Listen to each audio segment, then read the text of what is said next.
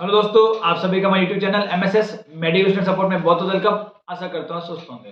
दोस्तों, नर्सिंग की जॉब्स आप सबको पता है इंडिया के अंदर क्या है क्या नहीं है, ठीक है। बट अब आज बात करेंगे इंडिया से बाहर कि अब्रोड में बीएससी नर्सिंग, जीएनएम, एमएससी जो भी करे हुए स्टूडेंट से अब्रोड में जाके आप कितनी सैलरी कमा सकते हो, क्या प्रोसेस रहता है अब्रोड जाने का और क्या सैलरी मिलती है, क्या अब्रोड के अंदर इंडिया से ज़्यादा सैलरी मिलती है, क्या अब्रोड के अंदर सुविधा मिलती है और क्या इंडिया के अंदर बेस्ट फैसिलिटी है अब्रोड के अंदर। मीन्स एक नर्स की जो मान्यता होती है वो इंडिया के अंदर है या अब्रोड के अंदर। तो इस संपूर्ण बातों पर अपन चर्चा करेंगे स्टूडेंट्स, हमारे साथ वीडियो बने रहे। देखो स्टूडेंट्स, बीएससी नर्सिंग की स्कोप इंडिया के अंदर भी है, आपने देखे। बट अब जैसे कहीं कहीं जैसे नॉर्थ साइड का बताऊँ, नॉर्थ साइड के अंदर अभी 80-20 लागू हो रखा है।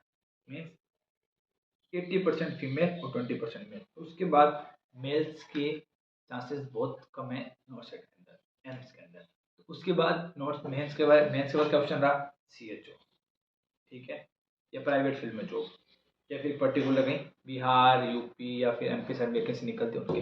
तो पर उनमें इतनी सैलरी प्राइवेट के अंदर, अगर बताऊँ मैं बात करूँ एक पर्टिकुलर हॉस्पिटल के अंदर, राजस्थान की अगर बात करूँ तो राजस्थान में एक प्राइवेट नर्स को जॉब कर रहा है प्राइवेट हॉस्पिटल, तो उसकी सैलरी रहती है 12,000 से 20,000, जो शायद उसके वर्कलोड के हिसाब से बहुत ज़्यादा कम है। बट अब बात करता हूँ अब्रोड में।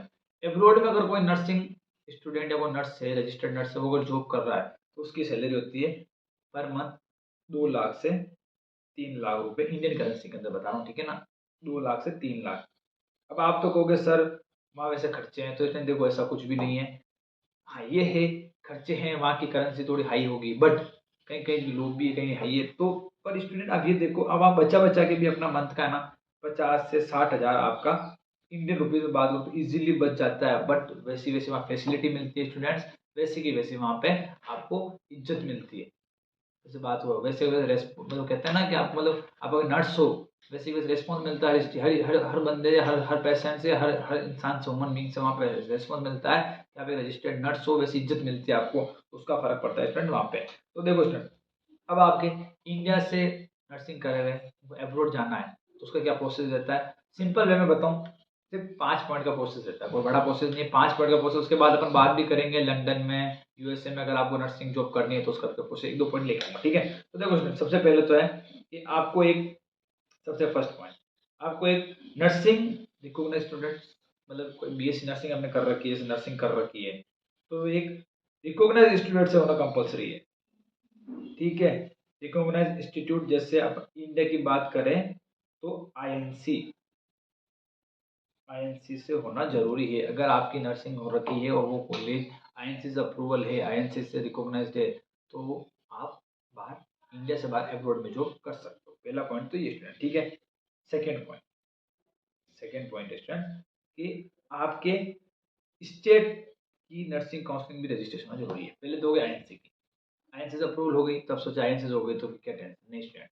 जैसे आप राजस्थान से हो तो राजस्थान में आपकी कॉलेज की आरएनसी से रजिस्ट्रेशन होना जरूरी है। अगर वहाँ के रजिस्ट्रेशन नंबर आपके पास होंगे तो ही आप आगे जा पाओगे। मतलब सीधा शॉर्ट फॉर्म में बताऊँ, आईएनसी प्लस आरएनसी, इन दोनों से अगर आपकी नर्सिंग रिकॉग्नाइज है तो आपको अब्रॉड के अंदर जॉब करने से कोई नहीं रोक सकता, अच्छी सैलरी कमाने से कोई नहीं रोक सकता। ये हो गई 2 ऑप्शन, ठीक है। थर्ड वन बात जो मेन इंपॉर्टेंट है, इंडिया के बाहर जाने से पहले ये जरूरी है कि इंग्लिश लैंग्वेज, थर्ड पॉइंट है इंग्लिश लैंग्वेज आना कंपलसरी है। ये तो चाहे कहीं चले जाओ कंपलसरी है, कहीं कहीं तो जर्मन में जर्मन लैंग्वेज, कहीं अलग अलग भाषा है वो अलग बात है, बट इंग्लिश तो मैंडेटरी है आपको अगर अब्रॉड में जॉब करना है। मैं नर्सिंग का नहीं, इन ऑल ओवर फील्ड की बात करूँ तो इंग्लिश तो कंपलसरी है, क्योंकि वहाँ पे हिंदी लैंग्वेज तो ना के बरोबर है, ना के बरोबर है। 1% भी चांसेस नहीं हिंदी लैंग्वेज, बट इंग्लिश तो होना कंपलसरी है। ये तीसरा पॉइंट इसका मेन पॉइंट, ठीक है। अब थर्ड वाला क्वालिफिकेशन की, ठीक है। तो देखो क्वालिफिकेशन मैंने आपको बता दिया, बीएससी नर्सिंग होना कंपलसरी है, बट ये क्वालिफिकेशन होता है according to abroad qualification as a, देखिए क्वालिफिकेशन किसके हिसाब से, अब्रॉड के हिसाब से, क्या जिस जगह पे जा रहे हो। जैसे आपने कहा भाई मैं तो है मैं लंदन जाऊंगा या फिर यूएसए जाऊंगा या फिर दुबई, कुछ भी एक्स वाई जेड कुछ भी हो, बट उसके हिसाब से उनकी कोई क्वालिफिकेशन होती है, वो होना कंपलसरी है। वो कौन कराती है? वो एक पर्टिकुलर एजेंसी होती है। जैसे इंडिया के अंदर बहुत सी एजेंसी है, जैसे आपका मन लंदन का है, अगर मेरे को लंदन में जाके जॉब करनी है तो लंदन की कोई एजेंसी होगी, आपको बहुत साइट्स पे मिल जाएगी, आप देख लेना। उस एजेंसी से आपको बात करनी पड़ेगी, वो क्वालिफिकेशन देखती है आपके अंदर के, वो क्वालिफिकेशन अकॉर्डिंग टू वहाँ के लंदन के अकॉर्डिंग है, तो आपको वो क्वालिफाई करती है, विजिट वीज़ा देती है, वहाँ पे आपको वो एक रूटीन बताती है पूरा, वो सब प्रोसेस रहता है, अलग अलग जगहों का अलग अलग रूटीन रहता है। तो ये एक क्वालिफिकेशन ऐसे अपलोड होना कंपलसरी है। उसके बाद होता है medical fitness certificate, last point है medical fitness certificate, MFC. Medical fitness certificate में कुछ 4-5 बातें आती है कि आप फिजिकली मेडिकली फिट हो, मेंटल पेशेंट नहीं हो, फिर नर्सिंग सबके बाद मिल जाती है डिग्री पहले के बाद, उसके बाद कोई हैंडीकेप, सब चीज़ें वो नोटिस करते हैं। तो वो आपके पर्टिकुलर स्टेट या फिर अपने सेंट्रल जो भी होता है, अपने गाँव से मेडिकल सर्टिफिकेट, वो एक टूल होता है, तो उसका बड़ा प्रोसेस होता है। मैं प्रॉपरली डीपली बताऊंगा मेडिकल फिटनेस सर्टिफिकेट के बारे में। तो ये 5 चीज़ें होना इंपॉर्टेंट है। अब मैं बात करूंगा स्टूडेंट कि जैसे आपको दुबई के अंदर अगर आपको जॉब करनी है तो उसका प्रोसेस क्या रहेगा, समझने में देखो। दुबई के लिए तो पहले आपका 2 ईयर का एक्सपीरियंस होना जरूरी है after BSc nursing. BSc nursing के बाद आपका 2 ईयर का एक्सपीरियंस होना स्टूडेंट्स बहुत कंपलसरी है दुबई के अंदर, ठीक है। उसके बाद होता है डीएचएल लाइसेंस। डीएचएल लाइसेंस आप पूछो क्या स्टूडेंट, तो देखो डीएचएल लाइसेंस है दुबई हेल्थ अथॉरिटिकल, ये एक लाइसेंस होता है, वो आपको अप्लाई करना पड़ता है। अगर वो उसके अकॉर्डिंग आप एप्लीकेबल होते हो तो आप यहाँ जा सकते हो।